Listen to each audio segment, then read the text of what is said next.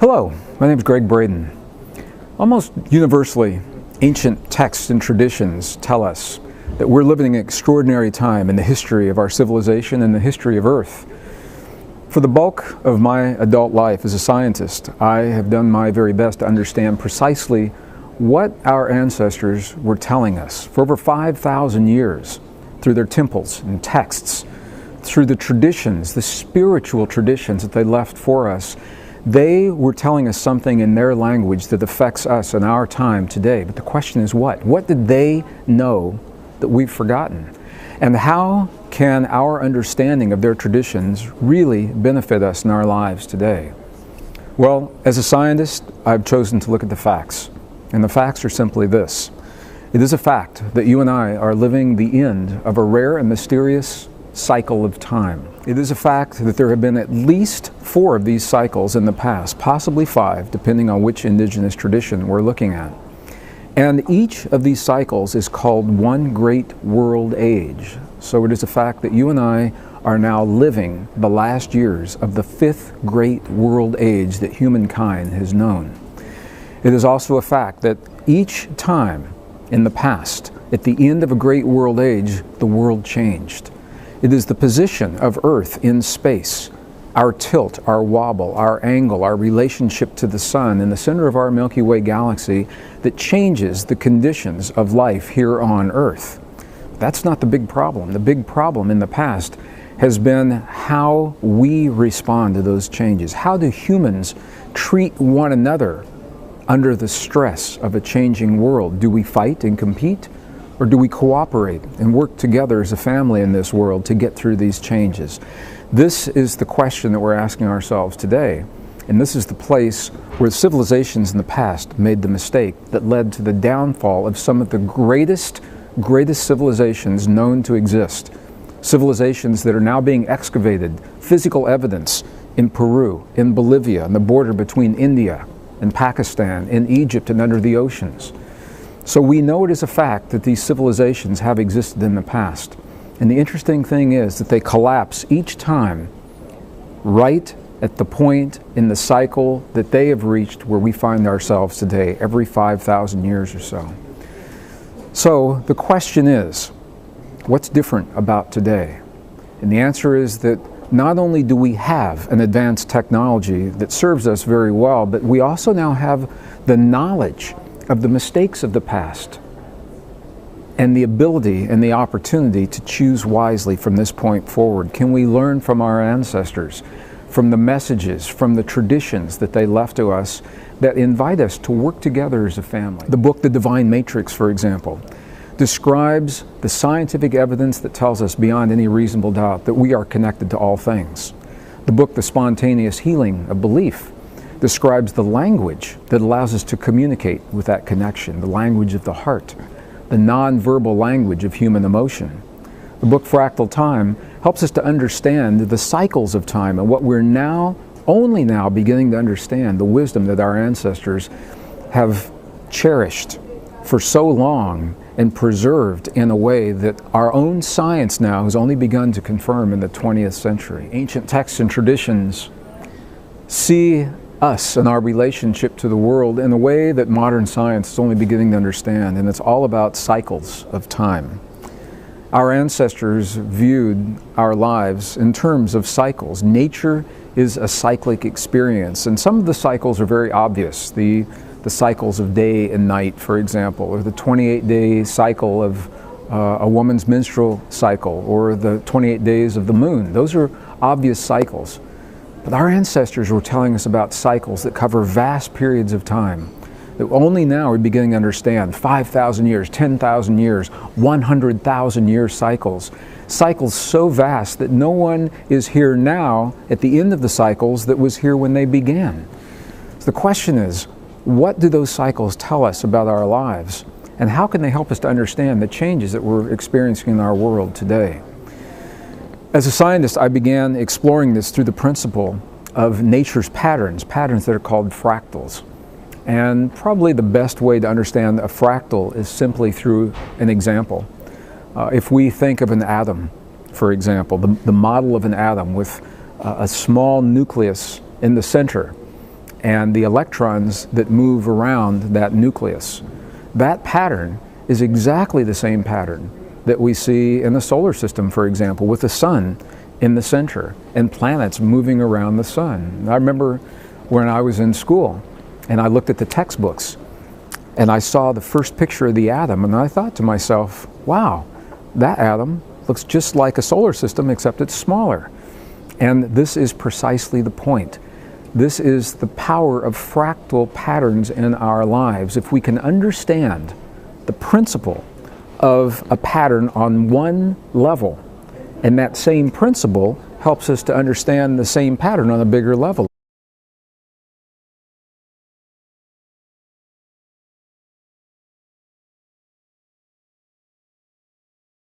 If we understand what helps those electrons to move around the nucleus of an atom, it helps us to understand why planets move around the sun the way they do. This is the power of fractals. In the book Fractal Time, what I have done is apply this principle to the cycles of time itself. And it says that if we can understand the little patterns of the past as they repeat in the present, it gives us insight into the things that happen in our lives, cycles of love and romance and abundance, or lack and loss and hurt. If we can understand the cycles in terms of our civilization, the entire rise and fall, cycles of war and peace in great civilizations does repeat, and it repeats with a regularity in terms of patterns, fractal patterns that we can understand and apply in our lives. This is the power of fractal time. It all begins with the understanding of a cycle. When a cycle begins in our lives, a cycle begins with what is called a seed event, S-E-E-D. A seed event sets into motion a pattern of energy that will continue and repeat time after time until something changes that pattern. And it will follow a rhythm. It will happen on a cyclic basis using very, very simple mathematics, the same mathematics that govern much of life as we know it today. In the book Fractal Time, what I've done is explore this principle and developed a very simple calculator, a time code calculator, that allows us to identify seed events from the past, any time in the past. Seed events like the 1929 collapse of the economic market in the world, or seed events of 1914, the first World War in modern times. Seed events of joyous things as well. They don't have to be bad things. But when we identify the seed for an event, what we also do is we give ourselves the power to know when the conditions of that event may reasonably be expected to repeat again in our future. And if we know when the conditions are present, then we also know when we have the optimum opportunity to change that pattern. And these are called choice points. Physicist in 1958, his name was Dr. Hugh Everett III, coined the term choice point as a point between cycles. When one cycle ends before the next cycle begins, there's a moment where neither exists, and that is the place where our choices have the greatest potency. And while we can certainly choose at any time in our lives, at the places where the choices have the greatest power, that is where we have the greatest opportunity to change the patterns of the past. Globally, patterns of war, for example, and suffering, or personally, patterns of hurt and lack. Those kinds of patterns are the ones that we can learn from with the greatest efficiency, and this is what our ancestors were telling us about the power of cyclic time.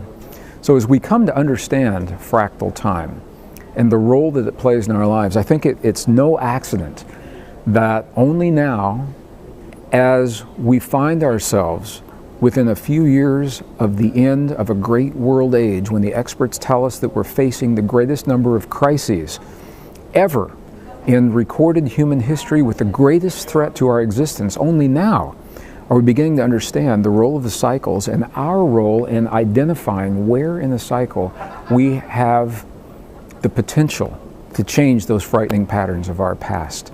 And this is one of the reasons I feel such passion and that I am so positive about our future, because what I'm seeing personally, professionally, behind the scenes and publicly, is that we are learning. It's a difficult learning process, but I'm encouraged by what I see. I believe in our species. I believe in humankind.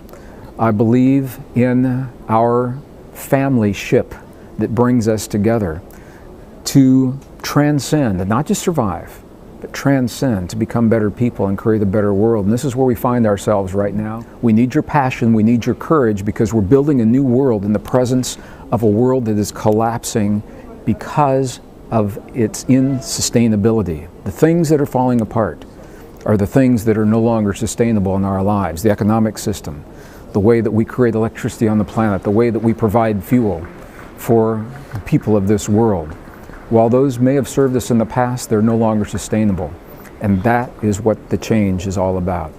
So please join me in understanding our past and understanding the possibilities of our future and understanding the new relationship that we're building with ourselves and with one another as we begin a brand new sixth world age. I want to thank you personally for all that you do to become a better person in your own life, and by doing so to create a better world, because our individual choices become our collective answer to this time in history.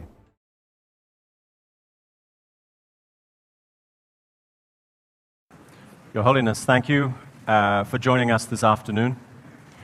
We are due to continue our investigation of physics this afternoon with a session that's called Quantum Physics and Its Implications.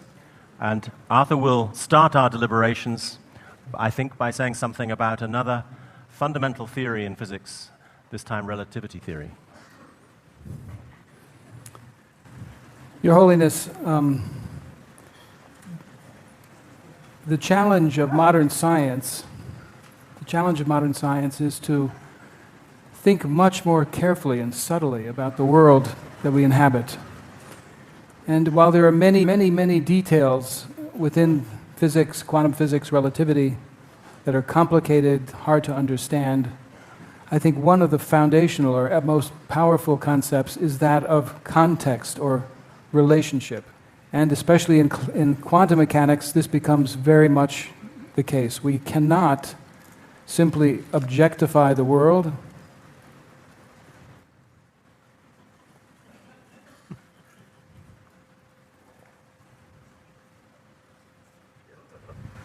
That's quite all right. Old friends need to greet each other. Again and again in modern physics, the danger is that we try, as we can in classical physics, to objectify the world. That is to say, to see the world as objects that are separate from and without any relationship to me. So the world is a world populated of objects in the world with no relationships. We see again and again that this does not work in the new physics, that it's a world filled with relationship, and we must remember ourselves and the role we play in constituting reality. Everything that appears in relationship, in a context. And so I'm going to work with you in this new area of relativity theory, but before I do, I can't help but remember how you played with watches. You love watches and machines where you take them apart and you think all of the different parts and how they move, and then you put it back together again, and sometimes it even continues to work. Yeah? That you understand. Oh, yes, I think very properly. Sometimes. Sometimes it continues to work. Sometimes it wasn't. Sometimes you didn't fix the watch. But I know that same feeling. I too loved to take things apart when I was a child and put it together again. The watch is in some ways, or the clock, is an archetype of the old classical physics. The way of thinking for a watch works for all of the world of the macroscopic, of the large things in our world. It's a very powerful way of thinking. But I believe that what we have in quantum mechanics, and especially in the new machines that are being built on the basis of quantum mechanics, is something which is not like the old clocks. It's like a whole new concept, a whole new set of concepts, a way of thinking into these new machines is required. And this is why it's so difficult. I think when we come back in our next incarnation, we will have to think these new machines, and the old machines will be like toys in the antique shop. So we now have in front of us this bold new challenge. The two sides of that challenge are provided by quantum mechanics and relativity theory. So I'd like to speak a little bit about the theory of relativity, what it says to us about the nature of reality, and especially, again, the importance of context and relationship.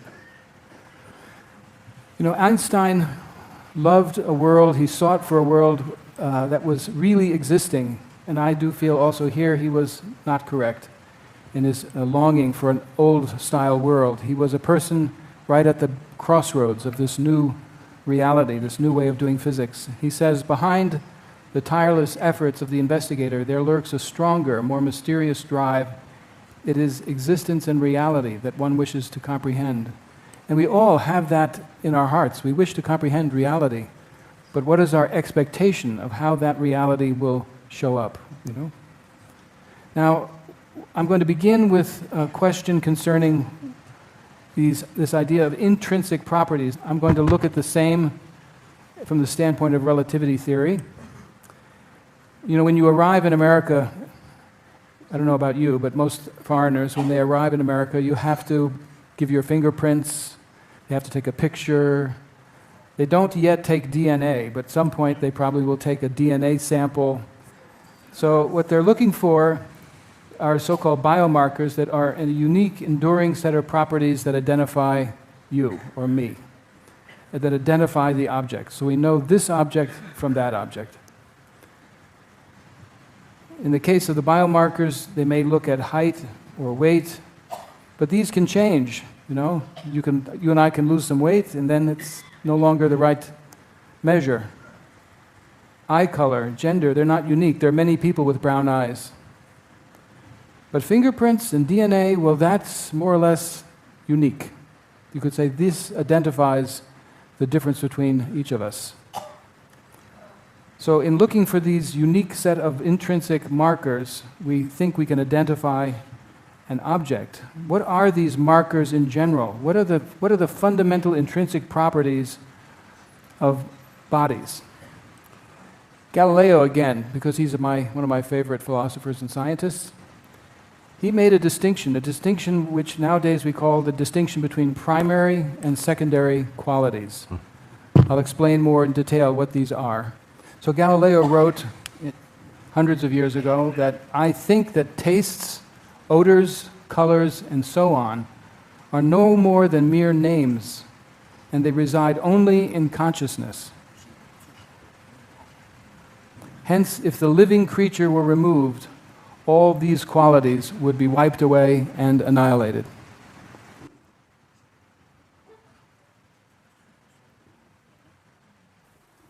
Let's take a look at what these primary and secondary qualities are like. For example, just for clarification, His Holiness was asking, you're actually talking about the reality of the secondary property themselves, not the whole framework of distinguishing between things and their properties. Because the separation of things and properties is a mental construct.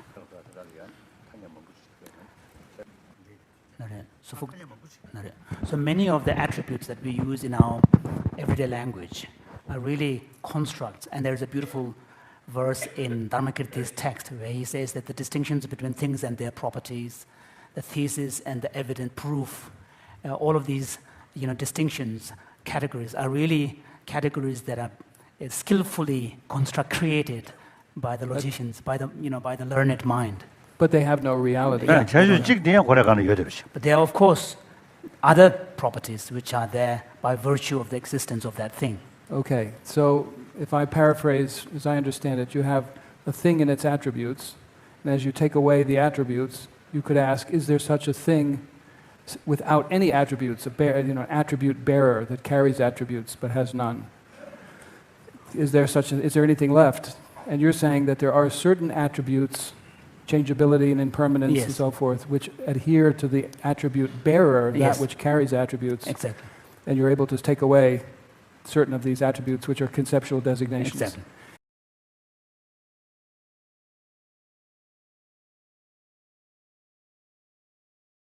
And there's something quite similar, actually, is part of the Galileo quote that I just indicated, because he says things like the color of the rainbow, 배지르죠. the smell that we have of a cooked meal, the taste, the sound that you're hearing right now even, these are all conceptually designated. These are all secondary. So he's looking in his own way for a fundamental set. ben 둔줄이야 타냐매봐. 건수 칙문 그 타냐매봐. 그래서 테스트 사운드 싱그로.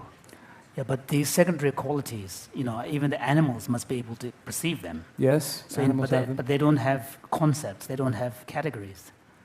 Good 다 point. 수저들이 size, shape, 다 마스 These are the primary number, ones. 사이즈다 time 사이즈 배지 배지 미드제는 모두 배지 하고 그러죠. The time also, it might be relative. Time also might be relative. Yes. Size, shape, Size. number. These are I think human mind 다 직접에 소리시죠. 그러니까 구조시다 지면은 뒤자외 계절 파샤거래. 사이즈 파샤를 primary qualities. 순항어디. Secondary. Yeah, but you're asking the right question, as I understand it. Are some of these what we call primary? Let's take length, size. Is it really primary, or is it also one of the secondary? What about shape or mass or even number? Are they really primary, or are they also part of the secondary? Are there any truly fundamental primary attributes? And if so, what might they be? And what we're going to do is not ask this as a philosopher, but ask this as a physicist. 나르지는 타냐 미싱의 심정문에 가르치기들이 꼭 그게 뭐들이 다 미셰베 다 지금 타냐 mongu 잔수죠 이런 secondary. So His Holiness would, pursue the following approach, which is to try to see which, how much of the properties, attributes can be perceived by, animals, the mammals that we share, and then these would be identified as primary, and how much of attributes require the human kind of mind and conceptual kind of, framework. We'll categorize them as secondary. Mm-hmm. Well, here's then an alternate way of approaching this question. What we can do is we can say, all right, classical physics seeks to explain secondary properties, qualities such as color, in terms of primary qualities, such as size and shape and so on. All right, so we take the things which we experience in this hall, for example, all of the experience that we are having right now, listening to my voice, being in this beautiful hall. These are all secondary. From Galileo's standpoint, behind these secondary experiences, there are primary material objects, the light, waves, and so forth, that produce the sound, the light, the color, the experience. And he wants to explain the secondary in terms of the primary. And what we want to do is examine this critically. D size, the D shape is low enough. 말해, 니니가 캐주래. 그저 가도단 저 상마 입다 상마 캐주 콘도 뜻이 아마도 유지키면 다 대 가도단 대 입sla고 봐. 순항모 대 캐주래. 반항모 대 캐주래. 다 캐주 잡아다 야라스. 맞아. 디더 디제요나 다다치기냐. 나래 no.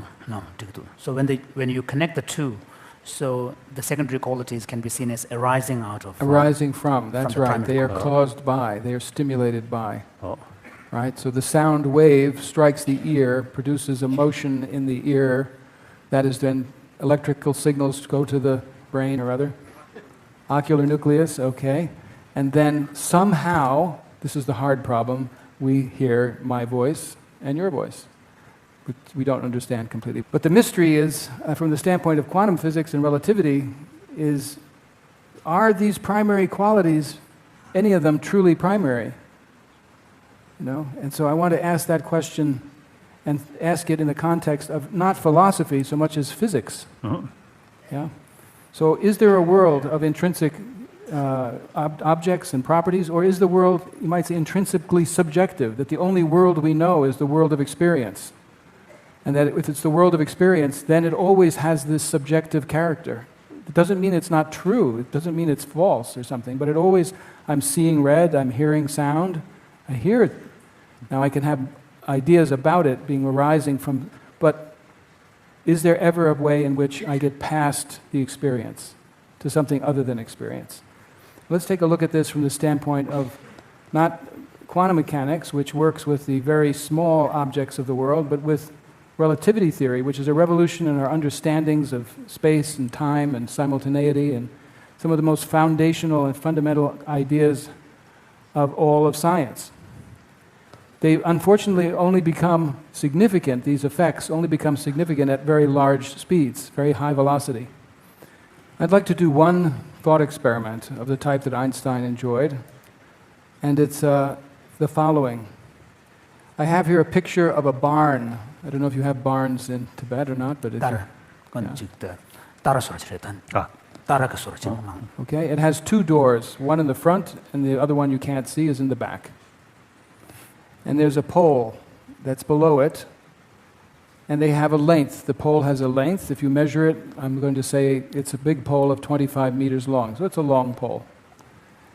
The barn is only 20 meters long. And the relativistic challenge, the problem which the professor gives to his student, is to fit the long pole in the small barn so that you can close both doors at the same time, take a picture, and then you can open the back door and let the pole go out. Now, classically, that's just impossible because the pole is too long to fit in the barn. But believe it or not, and engineering proves this to be true in the CERN laboratories and so on, that pole shrinks as it gets going faster and faster relative to the barn. It'll shrink, in fact, so much that if you go at a velocity, it becomes shorter. It becomes shorter. If you go at 70% the speed of light, that's about 130,000 miles per second. That's very fast. 170,000, that's like 5 times around the world in 1 second. So from now to now, you'd have to run 5 times around the planet. So you've got to open and shut the barn doors quite quickly then? In order to keep the pole from crashing, you'd have to shut and open the doors quite quickly. Okay, but that doesn't matter. It's a question of principle, right? Can you shut the 2 doors simultaneously? Because that's what it means to be inside, right? Is when the 2 doors are closed together and the pole may be moving, and then you quickly open the back door so it can get through, right? So maybe you have a situation where the back door is closed, the front door is open, the pole comes flying in, you close the front door just for an instant, it's inside the barn, you take the picture, then you open the back door and the pole flashes out. Right? Now, this seems like it would be... thought experiment, but this is a thought experiment. Though. Yes, but the equivalent, you can't do it with barns and poles, but you can do it with small particles or atomic clocks and so forth. You can actually show that this experimentally works. thought experiment.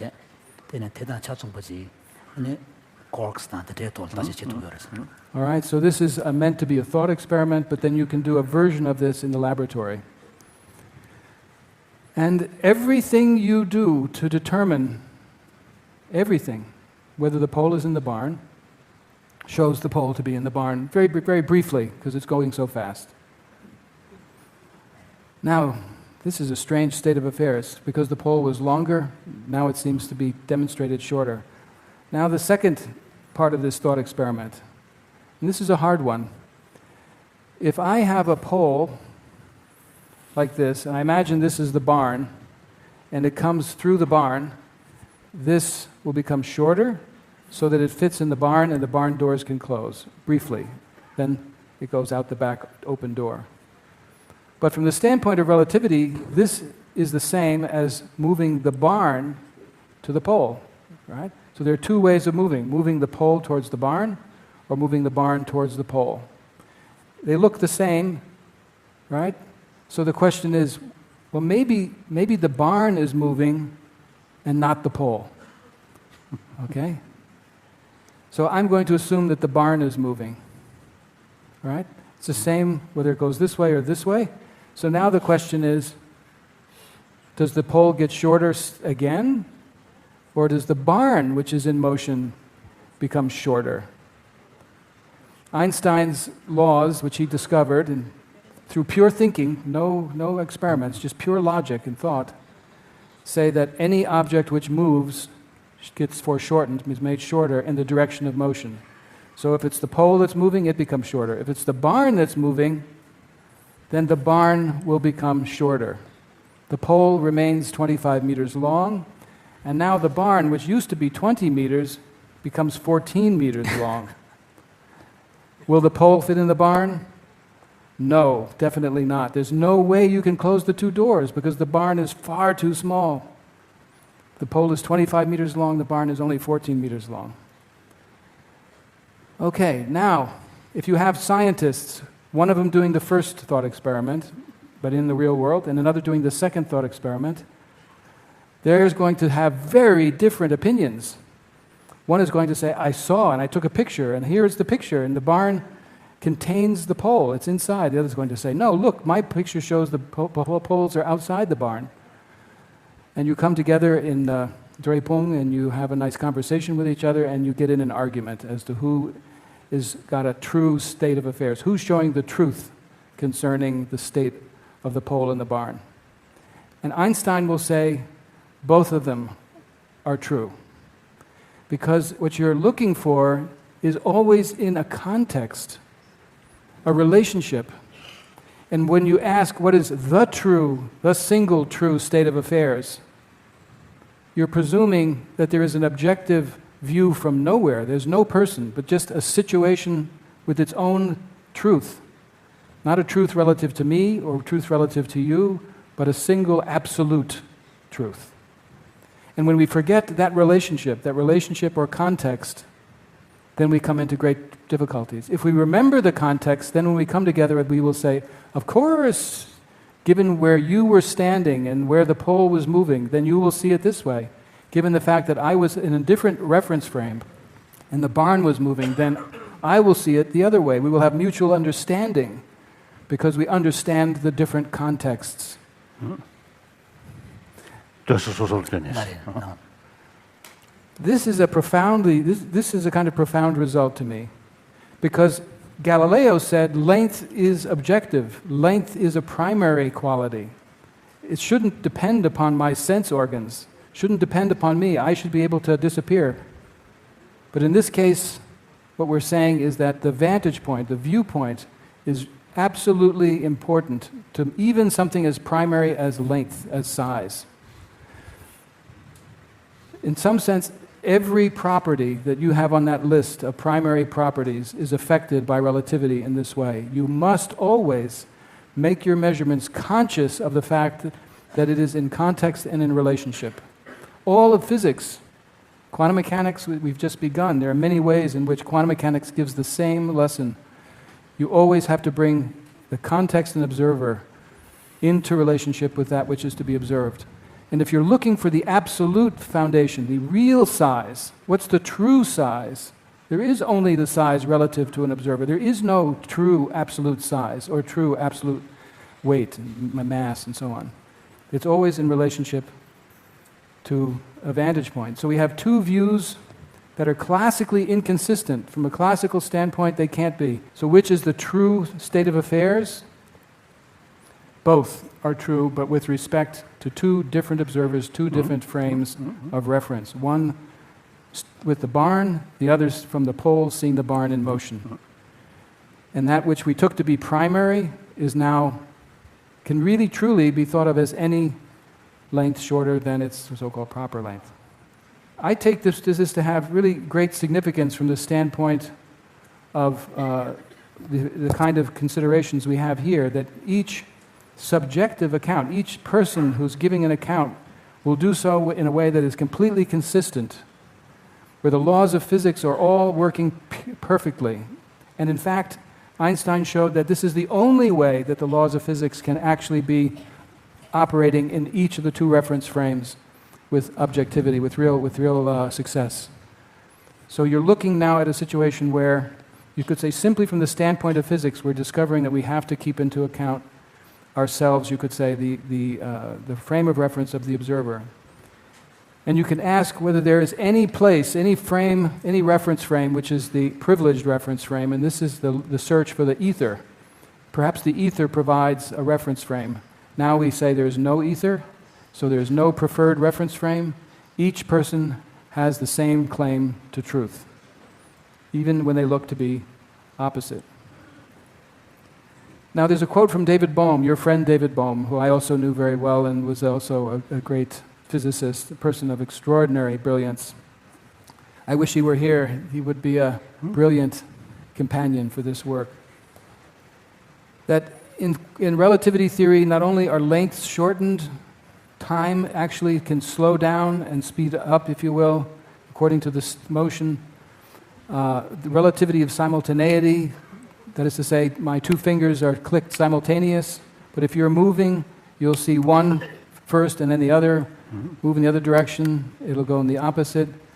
So that you take these three, length shortening, time slowing, and relativity of simultaneity, and that becomes the new framework for understanding the new physics. Bohm says, the analysis of the world into constituent objects has been replaced by its analysis in terms of events and processes.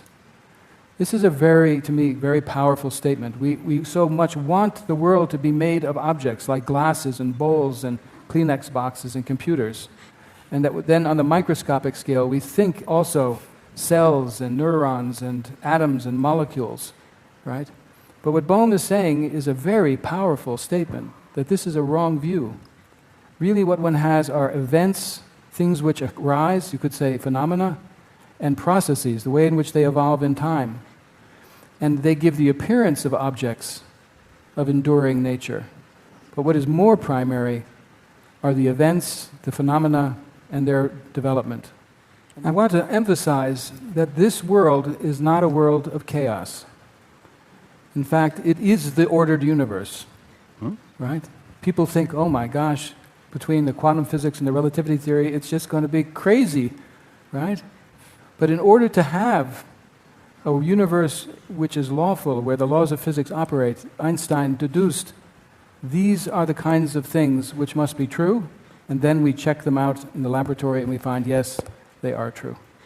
So this is actually something of great beauty, of great harmony, of great possibility, and yet it's something which ties the reference frame, the place of the observer, with that which is to be investigated, so that the world is constantly arising from the two sides as phenomena. I think it's a wrong view, actually, to see and look for a single objective state of affairs. As Bohm says, objects are now being replaced. To think that there's just a single state of affairs that everyone will see in a consistent way is not the case. We have to understand the changes that are associated with context. There's what we might call a fundamental observer dependence. There's always a vantage point. There's always a viewpoint. It may be you asked about the dinosaurs, or back many billions of years ago. No human beings. And yet we describe the dinosaurs. We describe the earth. But we do so as if we were there with this consciousness, these eyes, these ears, and a news team, from Tibet News Company, with cameras that look from a particular vantage point at the situation. Then sure, then there would be a world that would arise. And it would look as they described, right? So you either have a real, you could say, observer, or an imagined observer. Then you've set the context. To take that observer and to forget them is a fallacy. It's simply just a forgetfulness. If we do this, we find, for example, that length is relative, and other attributes which we took to be primary are relative. Now, here's another one, which at least I think must be the case, that what I've just said has to be true at every level. It's not like you get to a certain place and then you break through to objective reality, absolute, right? That you have these same aspects which are based on relationships, these same realities are based on relationships that we experience. Now, I have a picture here on the right-hand side. I don't know if you can see it well enough, but what it is, it's a picture of the globe of the Earth resting on the back of an elephant. Now, this is a story which comes from the ancient Greeks, because when they were trying to understand how the Earth was supported, what was supporting the Earth, right? So they said, the Earth must be on the back of an elephant. And then, of course, they were logical, so they asked, well, what's supporting the elephant? And someone said, well, there's a turtle. 그게. See a big turtle. Greek. 유럽 엘리펀트 왜 봐? So there were no elephants in Europe. So how did they come up with that? Oh, that's a good question. I think there were known to be elephants. Isn't that right? From Africa. Hannibal. They're not local, but they were 맞아, known to horse. be present through explorers and war and 아프리카 so on. 먼저 유럽에 다 갖고 그랬어. But good question. So the earth rests on the back of the elephant, and then you can ask, well, what does the elephant stand on? And the answer was a turtle. And then the person said, well, what does the turtle stand on? And after that, it was said, well, it's turtles all the way down. In other words, it's just, I don't know, it's the same thing all the way down. 배신가서 뒤 즉시 말해. 저분이 유럽 자료서. More and more turtles. There's a similar origin myth in the Indian classical Vedic tradition. I think one of the Vedic texts. Again, the earth is supported on the back of a turtle. And then the turtle is supported on the back of another turtle. 세상 사람이자 저런 듯이 보셔요. So when there are earthquakes, that's when the turtle is moving. I see. But the reason I bring this is not just because it's a funny story, but because we are always looking for the foundations or the objective reality behind experience. 어. What is it that supports experience? We're looking for something other than experience to support experience. And I think this, on the basis of Einstein's work with relativity and the quantum mechanics, is not a good choice. It's a problem. That actually, when you look ever more deeply, what you find still are context-dependent relationships that give rise to phenomena that may be more and more subtle, more and more delicate, more and more fine, even almost hidden, but with refined instruments or consciousness, one can investigate them at every level. So that what one has is not turtles all the way down, but I would say this context-dependent experience that goes all the way down. And there's no need for any foundation other than that. What that means, though, is that we need to not just be stuck in one vantage point. If you're stuck in the vantage point of the barn, then you see everything from your worldview, everything from your side, then you fight for that truth. So I have a different picture. I have a picture of, let's say, a reality which you circle. You actually learn to take on the position and views of the other. So I should, even if I'm not a Buddhist, maybe Buddhist philosophy is interesting because it brings some thoughts which I hadn't thought before, a way of looking, a way of understanding. Maybe you get interested in physics or neuroscience, something quite different than what it is you were brought in, because it gives a fresh view into reality. And rather than trying to find the foundations of reality in an absolute, one moves around this circle. So this is the scientist, philosopher, contemplative, making their way around the big questions of our existence.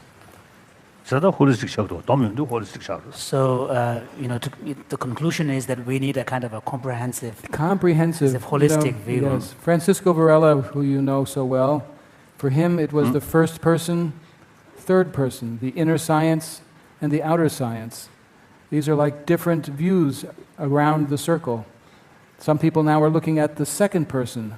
How is it we work in dialogue or across cultures with very different, sophisticated, but very different philosophies, to really live into the views of the other, so that we, through imagination and sympathy, we can change the context.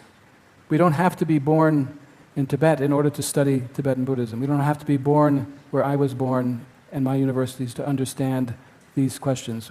So we can teach each other, we can learn from each other, and by looking then from many vantage points, we come much closer to the, you could say, common understanding or insight that will be of help to us.